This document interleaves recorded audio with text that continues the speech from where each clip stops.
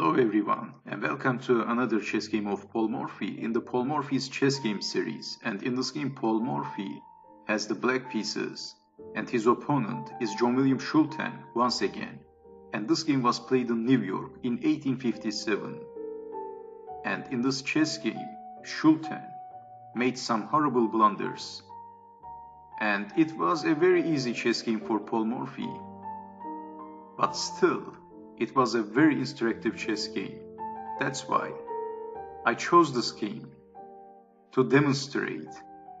And now, Schulten starts the game with playing e4, e5, f4, king's gambit, e takes on f4, bishop to c4, d5, e takes on d5, knight to f6, knight to c3, bishop to d6, d4, and Paul Morphy castled knight from g to e2, f3, sacrificing the f-pawn and damaging the pawn structure. G takes on f3, knight to h5, h4, rook to e8, pinning the knight, knight to e4, bishop to g3, that's check, king to d2, bishop to d6, and John William Schulten played king to c3, a very bad move. The better moves are rook to g1, c3, bishop to d3, and if bishop to b4, c3. And white is doing a very good job.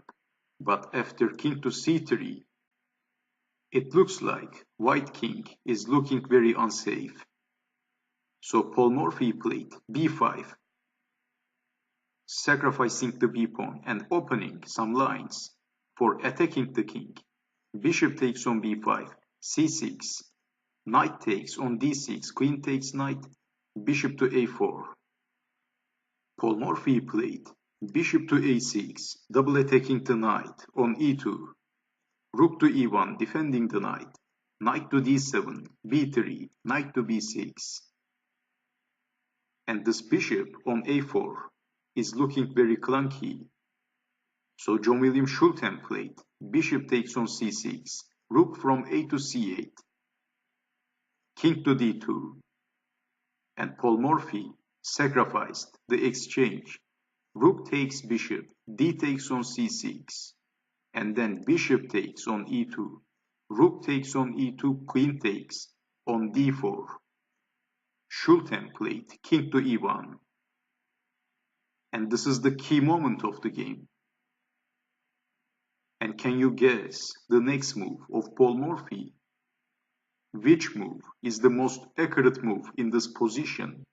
Well, of course, if queen takes rook, that would be a disastrous move by black, because rook takes on e8, that's checkmate, that's a back rank mate, so maybe black needs to be a little careful in this position for not to make any blunders. After king to e1, which move is the most accurate move? And before showing the most accurate move, also queen takes queen is not working, king takes on d1, rook takes rook, king takes rook, and this endgame is so easy for white. White has a rook, and also white has a dangerously passed pawn, so this is losing for black if black decides to simplify the game. Paul Morphy played queen to g1, that's check, king to d2, and now what? Attacking the queen and also threatening checkmate. But Paul Morphy played rook to d8, and now you see why Paul Morphy played queen to g1. The most accurate move, king to c3. Paul Morphy played queen to c5, that's check. Also, capturing the queen with the rook would be a disastrous move, because rook to e8, as you know. So Paul Morphy played queen to c5, that's check, king to b2. Paul Morphy played a move and John William Schulten resigned.